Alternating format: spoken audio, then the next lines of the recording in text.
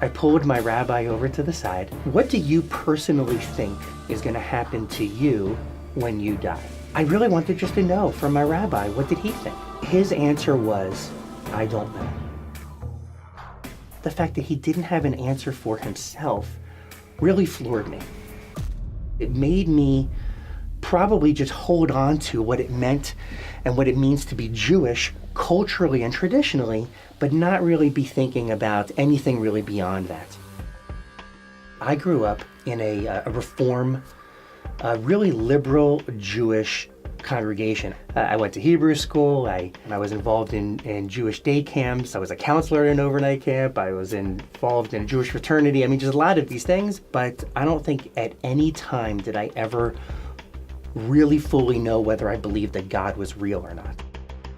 When it came to education or knowledge or information about Jesus, really what I knew was that we are survivors of Christian persecution. So, no, I've never read the New Testament, and actually never would have wanted to. I was afraid, actually, of that, because I was sure that somewhere in there, it had to say something like, let's go to Canaan to get the Jews.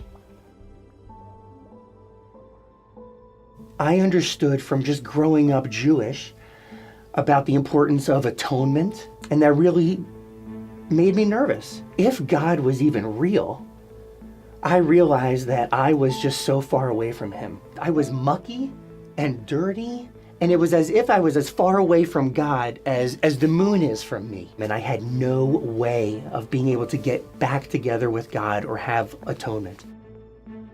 When a good friend of mine ended up getting saved or coming to believe in Jesus, I remember being nervous for him and wondering what this was going to be like. I didn't even know if God was real, let alone anything about Jesus.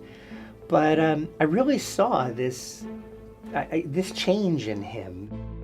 It was like a serenity, love, and peace and confidence that he had. And I think because of that, I was more open to want to learn a little bit more about what actually happened in his life. When I read the New Testament for the first time, which I had not wanted to read, but when I read it, I was really just surprised and shocked that this was Jewish. And I'm checking all of these parts in the Old Testament and the prophecies in the book of Isaiah that are actually exact for what it was saying in the New Testament, and my mind was blown. It was a book about this man who really was the fulfillment of Scripture. And actually, it was when I was reading about Jesus in the New Testament that I realized that he is actually my way to be able to get back to God. I just couldn't fathom it before, and this was all making sense.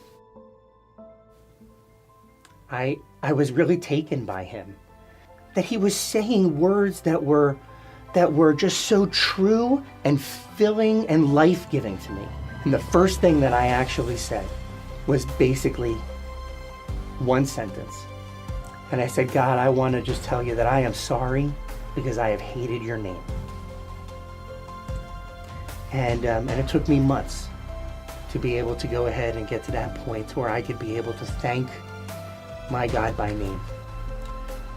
I still have ups and downs in life, but it's a whole nother reality to know and to walk with God and to know that I will actually have the miracle of forgiveness of my muck and forgiveness of my sin.